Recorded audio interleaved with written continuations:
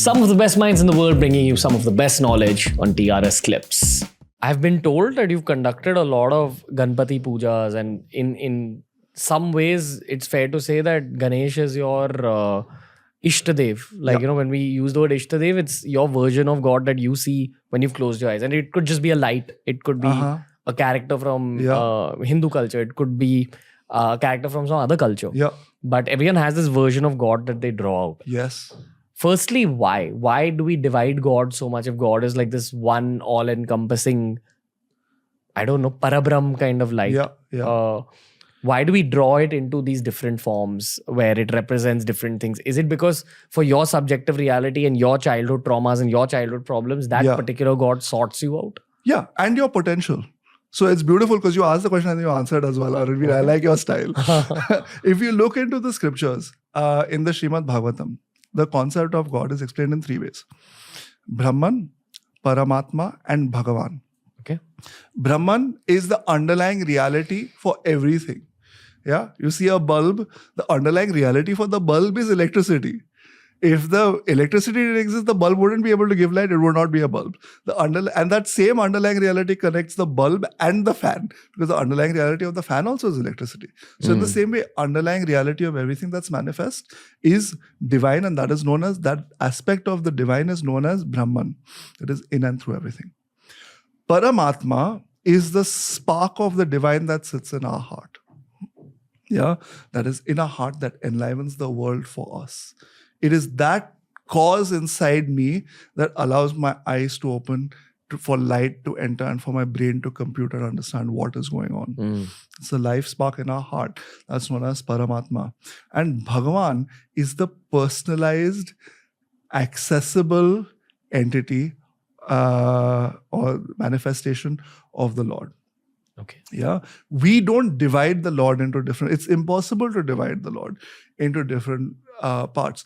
The Lord is so merciful and kind that they take the form that is most accessible to us. According to our subjective realities. According to our subjective realities.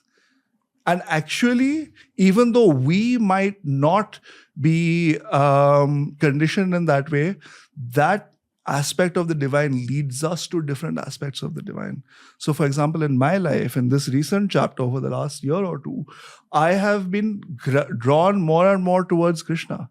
And I firmly believe there is Ganesha who's taking me over there to say that this is something that you have to learn and you have to understand it and you have to deeply respect it and you have to go into depths to understand the meaning in your life. Because if we are saying the purpose of life, as we were saying, is to attain uninterrupted happiness, then somewhere there's a subjective block that I've put on that. And Sri Ganesha takes me to Sri Krishna, and you through that gateway allows me to go past that block. Okay, two questions. When you say Sri Ganesha is taking you to Sri Krishna, it's the same energy saying, hold on, now instead of this mask, check out this mask. Access it through a different gateway.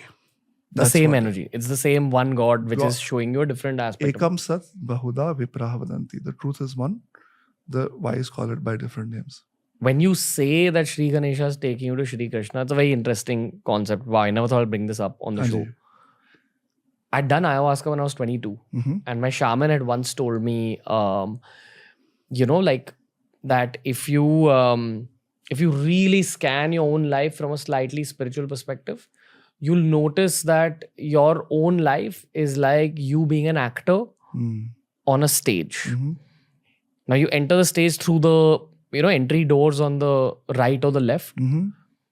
When God wants to give you a prop or take you in a certain direction, it's like one hand sticks out of those doors on the right or left and points you in a direction saying, hey, listen, go there. It's kind of like your director. Now what this actually means in day-to-day life is, for example, maybe you'll have a dream of like one other deity. Maybe it'll come up a lot in conversation constantly. Maybe you'll just be on like social media, you'll be scrolling on Instagram or Twitter, and some big essay on a particular deity will pop up. Yes. And it will direct you in a certain way by answering one question that you've had for your own material existence. Yeah. So is that what you mean? That you're being nudged in like a particular direction to learn more about Krishna? Yeah, 100%. And when you learn more about Krishna, it's probably going to answer your own material stress-based questions. 100%. Okay. And one of the biggest impacts in my life has been through the study of the Bhagavad Gita, which I started a long time ago.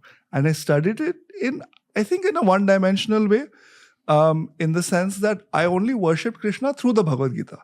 When I used to think of Krishna as, that guide on the battlefield, and his friend is like fallen and he's saying, no, I'm going to help you.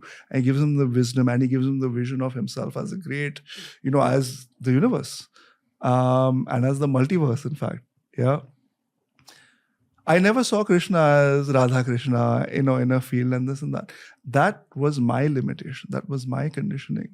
I think what's really beautiful is my Ishta Devata Ganesha arranged my life in such a way that I end up in Kirtan. Over there we are chanting about Radha and chanting about Krishna and chanting about Hanuman and all of these other deities. And through that chanting, it creates a beautiful experience in my heart that I want to say, okay, I've had a blissful experience. I want to learn more about it. And so what have you learned? I have learned that in and through all of our experiences in life, the one thing that's motivating us and guiding us is love. That you've learned through Krishna? Through my engagement with, Krishna, through my engagement with the Srimad Bhagavatam, through the company of the many Hare Krishnas whom I have encountered, whom I deeply respect, whose devotion is an inspiration to me, and whose worldview and ability to navigate the world also is an inspiration to me, and whose respect for my differing opinion on some very subtle matters of philosophy is also an inspiration to me. Okay. Thanks for watching. Make sure you check out the entire episode and also check out this playlist that we've curated just for you.